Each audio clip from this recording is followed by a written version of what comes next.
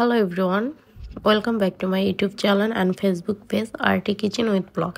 Please subscribe my YouTube channel and Facebook page follow. আজকে Friday আমি কি রান্না করলাম সেটাই আপনাদের সাথে শেয়ার করব।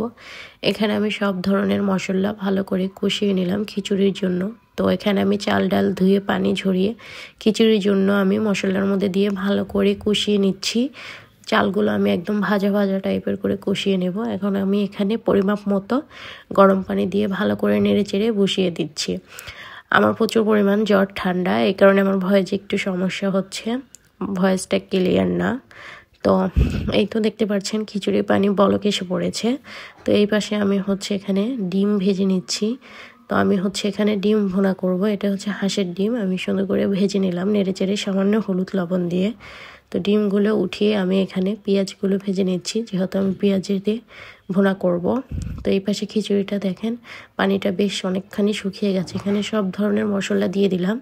তো ডিমগুলো আমি ভালো করে নেড়েচেড়ে সুন্দর করে কষিয়ে নেব। তো এই পাশে খিচুড়িটা ফাইনালি একদম হয়ে গেছে। তো আমি আরেকটু নাড়াচাড়া দিয়ে এখন আমি চুলার আঁচটা অফ করে ঢেকে দেব।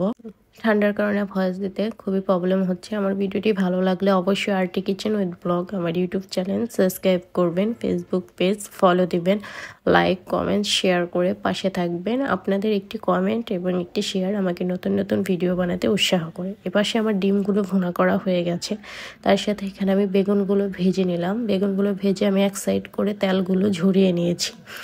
এপাশে দেখতে পাচ্ছেন আমি এখানে মাছ ভাজি করছি। মাছগুলো আমি টমেটো পেঁয়াজ দিয়ে ভুনা করব।